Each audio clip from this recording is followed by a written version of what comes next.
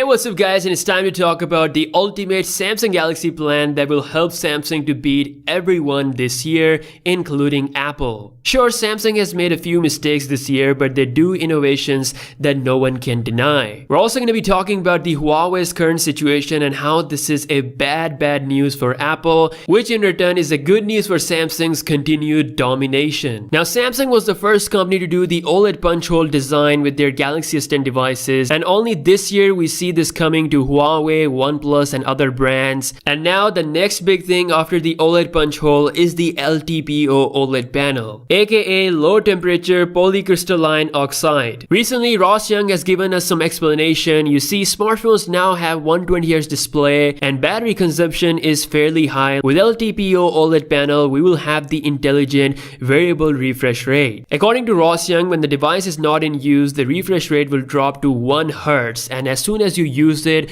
or when it is required, it will jump back to 120 Hz dramatically. This is said to greatly improve the battery life. Apple doesn't have it, and we've heard that they are not satisfied with the results they got on their 120Hz panel that they tested for the iPhone 12, so we might not see that happening. Samsung is giving them their OLED panels, but they won't be giving them this sweet LTPO tag, so this will be exclusive to Samsung flagship phones at least for the first 6 to 7 months. And the awesomeness just doesn't stop there. The Galaxy Fold 2 will be the first foldable phone to have a 120Hz display with the LTPO tech on board. This will make the Galaxy Fold 2 the only foldable phone on the market to have this, so we can agree, at least in one area, no one will step up to Samsung. Now, speaking of foldable phones, Ross Young has cleared some air on how Samsung will be positioning its Galaxy foldable devices. So right now, Samsung has no plan on replacing the Galaxy Note series with the foldable devices. The Z Flip is actually said to be the part of Galaxy S lineup, and the Galaxy Fold is said to be the part of the Galaxy Note lineup. So for now, we're gonna see Note, S and foldable devices along with Z Flip to exist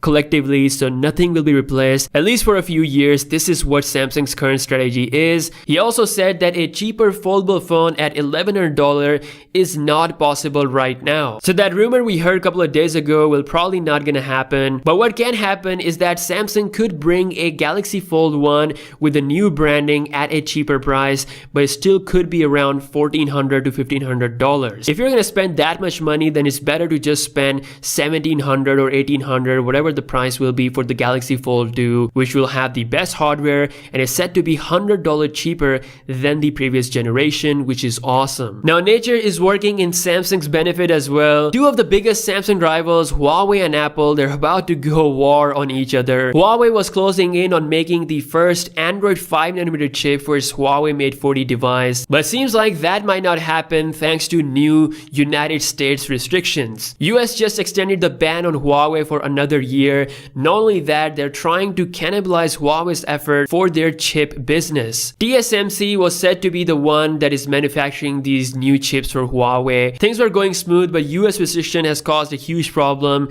In order to do business with Huawei, they would need to have a special license. So this means there is a possibility we might not see the 5nm chip on Mate 40 Pro, the Crane 1000, to its completion. If that doesn't happen, in response to that, China could punish US brands, especially Apple. Apple had pretty good sales in China, but this time they won't just sit quiet, and they could do serious damage with their own restrictions on these US firms that kind of depend on China for various things. So collectively, they could cause up to $35 billion of damage to US. So the whole fight between Huawei and Apple and China and US, there's one brand that is standing on the side who is still the #1 manufacturer in the world, and that is Samsung. With this whole situation and Samsung's exclusive access to the LTPO tag, they're definitely gonna beat everyone this year, at least in some areas. So yeah, definitely let me know your thoughts in the comment section below. What do you think about this whole Huawei situation? Do you think China should respond back with its own US restrictions and punish Apple? Drop a comment and I'll see you guys in the next one. Peace out.